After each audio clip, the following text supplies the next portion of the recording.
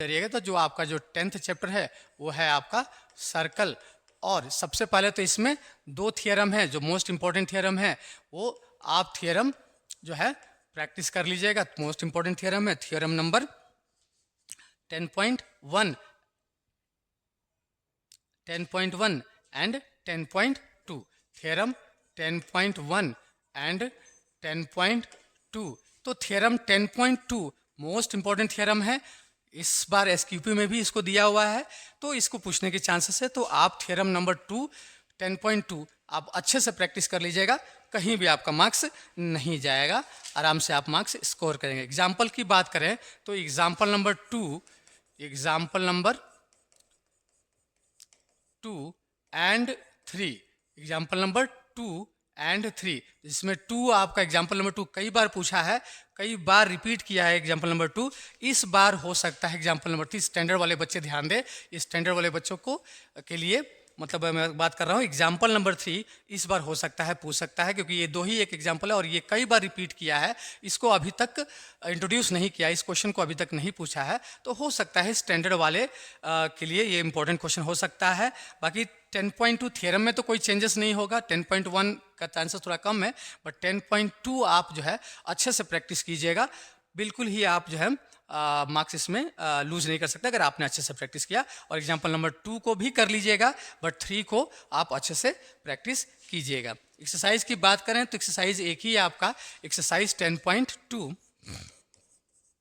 क्योंकि पहले वाले एक्सरसाइज में से 1 मार्क्स से क्वेश्चन पूछ सकता है, लेकिन ज़्यादा चांसेस नहीं है। एक्सरसाइज 10.2 में जो मोस्ट इंपॉर्टेंट क्वेश्चन है आपके 8 है, question number 8, question number 8, question number 9, question number 10, 11, question number 10, 11, 12 and 13।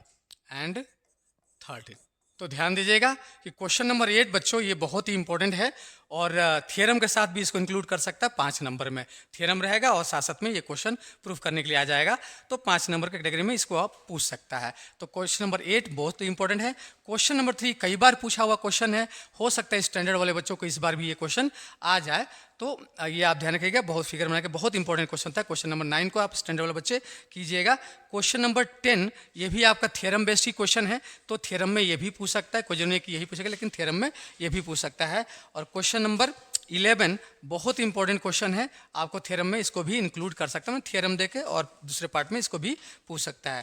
Question number 13 को भी आप अच्छे से प्रैक्टिस कर लीजिएगा बच्चों, ये बहुत ही इंपॉर्टेंट जो है क्वेश्चंस हैं, एकदम इसमें कोई चेंजेस नहीं होना है, कुछ बदलना नहीं है, जैसा क्वेश्चन है वैसे ही देगा, इसलिए आप अच्छे से इसको तैयार कर लीजिएगा। थियरम 10.1 एंड 10.2 और एग्जाम्पल नंबर 2 एंड 3 और एक्सरसाइज में ये सारे क्वेश्चन नंबर 8, 9, 10, 11, 12, 13, जिसमें 8, 9, 10, 11 और 13 बहुत ही इंपॉर्टेंट क्वेश्चन है, बहुत ही इंपॉर्टेंट है, तो इसको आप प्रैक्टिस कर लीजिएगा।